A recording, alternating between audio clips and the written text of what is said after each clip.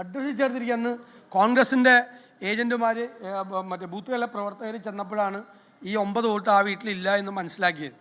അപ്പോഴാണ് പരാതി കൊടുത്തത്. അപ്പോഴാണ് കളക്ടർ പറഞ്ഞത് വോട്ടർ പട്ടികയിൽ പേര് വന്നു, എന്ത് ചെയ്യാമെന്ന് ചോദിച്ചു. അപ്പോൾ ഇതൊക്കെ യാഥാർത്ഥ്യമാണ്, അവിടെ നടന്നിട്ടുണ്ട്. വ്യാപകമായി ഓർഗനൈസ്ഡ് ആയിട്ടുള്ളൊരു ക്രൈമാണ് അത് നടന്നിരിക്കുന്നത്. സംഘടിതമായി വ്യാപകമായി അത് ചെയ്തിട്ടുണ്ട്. അപ്പോൾ അതിൻ്റെ അകത്തൊരു പൂർണ്ണമായ പരിശോധന നടപ്പാകണം. അതിന് തെരഞ്ഞെടുപ്പ് കമ്മീഷൻ തയ്യാറാവണം. അതിന് സംസ്ഥാന ഗവൺമെൻറ് അതുമായിട്ട് പൂർണ്ണമായി അത് സഹകരിക്കണം. നമ്മുടെ BLOമാരൊക്കെ ഉണ്ടല്ലോ, ബൂത്ത് ലെവൽ ഓഫീസർമാർ, സംസ്ഥാനത്തെ തെരഞ്ഞെടുപ്പ് കമ്മീഷണർ വയ്ക്കുന്ന ആളുകളല്ലേ. അപ്പോൾ എല്ലാ സഹായവും ഉദ്യോഗസ്ഥന്മാർ തന്നെയാണ് പലതരത്തിൽ. അപ്പോൾ ജില്ലാ കളക്ടർക്ക് ഉത്തരവാദിത്വമുണ്ട്. എല്ലാവരും ചേർന്നൊരു വലിയൊരു അന്വേഷണം തൃശ്ശൂരിലെ കാര്യത്തിൽ നടത്തണം. യാഥാർത്ഥ്യം എന്താണെന്ന് അറിയാനുള്ള ഒരു ഇതുണ്ട്. ഒരുപാട് സംഭവങ്ങൾ ഉണ്ടായിട്ടുണ്ട്.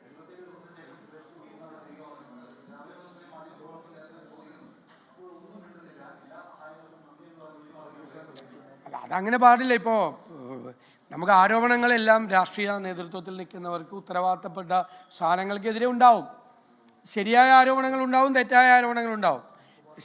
ശരിയല്ല എന്ന് അദ്ദേഹത്തിന് ബോധ്യമുണ്ടെങ്കിൽ അദ്ദേഹത്തിനെതിരായും അദ്ദേഹത്തിൻ്റെ തെരഞ്ഞെടുപ്പ് വോട്ടർ പട്ടികയിൽ കൃത്രിമമുണ്ടായി എന്നുള്ള ആരോപണം തെറ്റാണെങ്കിൽ അത് തെറ്റാണെന്ന് പറയാനുള്ള അവകാശം അദ്ദേഹത്തിനുണ്ടല്ലോ.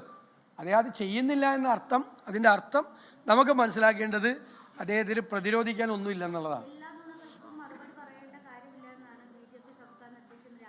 ഉറപ്പായിട്ട് പറയണമല്ലോ, ഉറപ്പായിട്ട് മറുപടി പറയണം. BJP പ്രതിക്കൂട്ടിൽ നിൽക്കുകയാണ് രാജ്യത്ത് ഉടനീളം. സംസ്ഥാനത്ത് തൃശ്ശൂരിലെ കേസിൽ അവർ പ്രതിക്കൂട്ടിൽ നിൽക്കുകയാണ്. അപ്പോൾ അവർ തെറ്റ് ചെയ്തിട്ടില്ലെങ്കിൽ അവർ പറയട്ടെ, ഞങ്ങളൊന്നും മിണ്ടില്ല, നിങ്ങൾ ഞങ്ങളോട് ചോദിക്കാൻ നിൽക്കണ്ട എന്ന് പറയുന്നത് ഉത്തരവാദിത്തപ്പെട്ട സ്ഥാനങ്ങളിൽ ഇരിക്കുന്നവർക്ക് യോജിച്ചാൽ. ഇപ്പം നാളെ ഞാനാണെങ്കിൽ എനിക്കെതിരെ നിങ്ങളൊരു തെറ്റായ കാര്യം പറഞ്ഞാൽ എനിക്കത് എൻ്റെ അവകാശമല്ലേ. ഞാൻ നിങ്ങളുടെ മുമ്പിൽ വന്ന് അത് കൃത്യമായിട്ട് അതിനെ പറഞ്ഞു കൊടുക്കാണ്.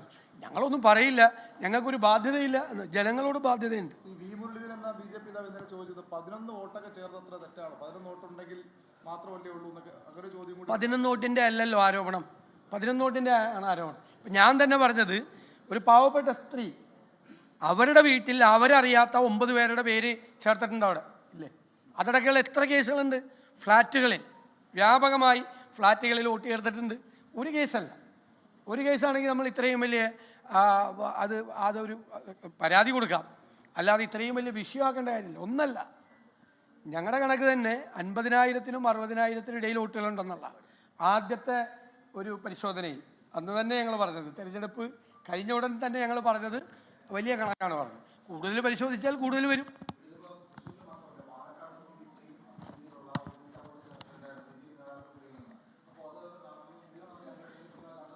ഞങ്ങൾ പാലക്കാട് ഉപതെരഞ്ഞെടുപ്പിന് തൊട്ട് മുമ്പ് ഈ വിഷയം വളരെ ഗൗരവതരമായി ചർച്ച ചെയ്യുകയും അതിശക്തമായി ഞങ്ങൾ ഇടപെടുകയും ചെയ്തു. പാലക്കാട് അസംബ്ലി ഉപതെരഞ്ഞെടുപ്പിൽ ഇങ്ങനെ ഒരു ശ്രമം അവരുടെ ഭാഗത്തു നിന്നുണ്ടായി.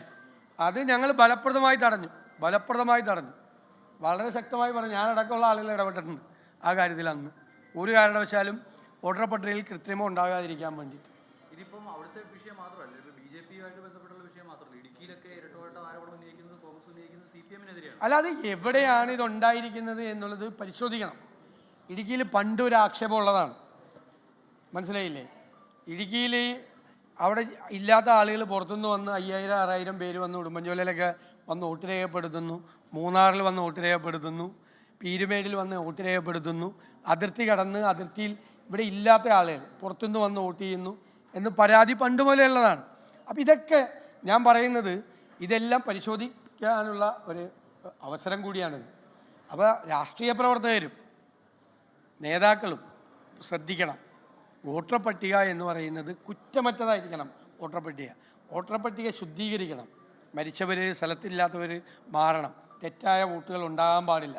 അപ്പോൾ പൊതുപ്രവർത്തകർ കൂടി, രാഷ്ട്രീയ പ്രവർത്തകർ കൂടി, മുഖ്യധാര രാഷ്ട്രീയ പാർട്ടികളുടെ പ്രവർത്തകർ കൂടി ഇത് ഗൗരവതരമായി പരിശോധിച്ച് ഒരു ഫ്രീ ആൻഡ് ഫെയർ ഇലക്ഷൻ, അല്ലേ, ഫെയർ ആയിട്ടുള്ള നീതിപൂർവമായ ഒരു തെരഞ്ഞെടുപ്പ് ഒരു ജനാധിപത്യ സംവിധാനത്തിൽ ഉണ്ടാകണം. അതുണ്ടായില്ല കഴിഞ്ഞ പൊതു തെരഞ്ഞെടുപ്പ്. ജനഹിതത്തെ അട്ടിമറിക്കുകയാണ് ചെയ്തത്. അതാണ് രാഹുൽ ഗാന്ധി ചൂണ്ടിക്കാണിച്ചത്. അത് നിങ്ങൾ ഏകാധിപതികളായ ഭരണാധികാരികൾ ഇരിക്കുന്ന ലോകത്തിൻ്റെ വിവിധ രാജ്യങ്ങളിൽ ഈ തെരഞ്ഞെടുപ്പ് വ്ളാഡിമിർ പുടിനെ കുറിച്ചുള്ള മുഖ്യമായ ആക്ഷേപം തെരഞ്ഞെടുപ്പ് അട്ടിമറിച്ചതാണ്.